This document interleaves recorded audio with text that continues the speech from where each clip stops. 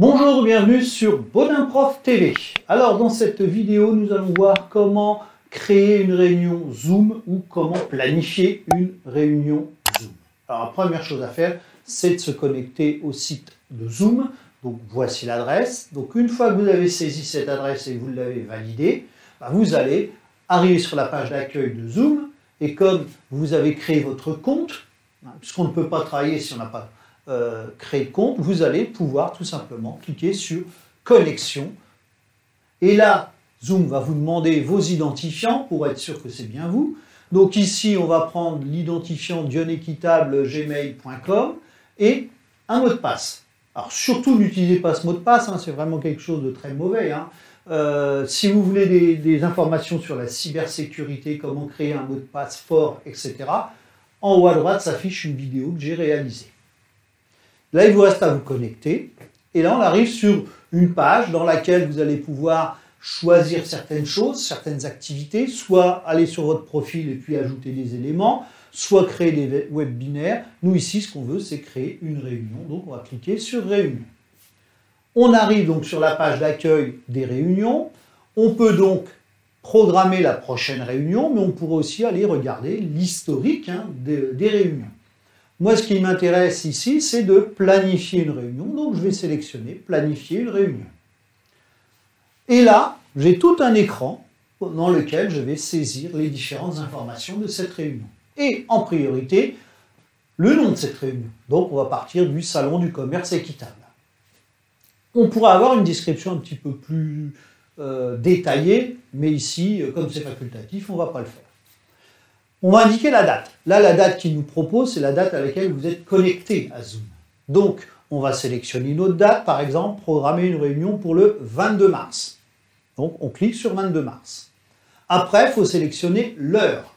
Bon, on va sélectionner 10 h du matin. Après ça, la durée. Alors là, je suis sur une version gratuite, donc Zoom limite la durée à 40 minutes. Bon, là, on va garder une heure. On pense qu'une entreprise a un compte Zoom professionnel. À partir de là, on va rentrer un petit peu plus dans le détail. Donc déjà, on va indiquer si c'est une réunion périodique. Bon, si c'est une réunion périodique, on sélectionnerait, puis elle serait recopiée de semaine en semaine. Là, on ne le fait pas. On va sélectionner notre ID. ID, c'est l'identifiant de notre ordinateur, un peu son adresse postale, si vous voulez. Alors, soit on prend celle de notre ordinateur personnel, c'est toujours dangereux, soit on va lui demander de créer automatiquement un identifiant. Donc, c'est ce qu'on fait. Il impose, sur la version actuelle de Zoom, un code secret et un mot de passe pour pouvoir se connecter à la réunion. Et puis, salle d'attente. On va cocher salle d'attente, ça permet aux utilisateurs, à ceux qui sont invités, de ne pas rentrer directement dans la réunion, mais d'être en salle d'attente, et c'est l'animateur qui va les autoriser au fur et à mesure. On continue, parlant de l'animateur, on va lui activer la vidéo pour qu'il puisse voir tout le monde.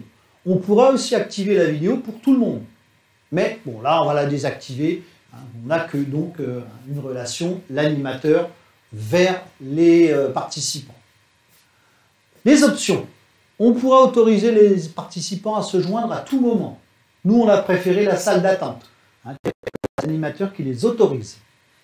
Mais par contre, on va couper les micros des participants quand ils vont arriver, tout simplement pour éviter le brouhaha.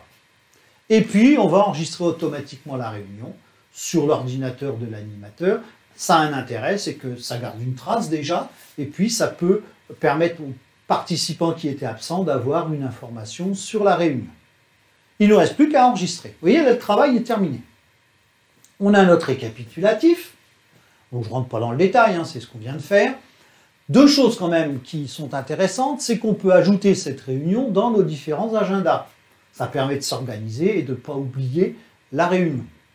Et puis surtout, on va copier l'invitation pour pouvoir la transmettre par mail. Donc, en cliquant sur « Copier l'invitation », on arrive à cet écran qui regroupe toutes les informations. Monsieur Bonvoisin, alors Monsieur Bonvoisin, c'est celui qui a créé le profil sur Zoom. Donc, il invite à une réunion, etc. Et puis, on copie et on va sur notre boîte mail. Et là, sur la boîte mail, on va indiquer les adresses mail des différents participants.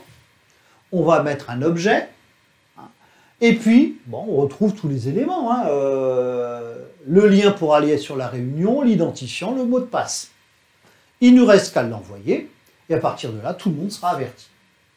Voilà, j'en ai terminé avec cette vidéo sur comment planifier ou créer une réunion Zoom. Donc, si vous avez aimé, n'hésitez pas à liker la chaîne. Enfin, liker la chaîne, oui, plutôt vous abonner même à la chaîne, hein, liker la vidéo, la partager. Voilà, je vous remercie, au revoir.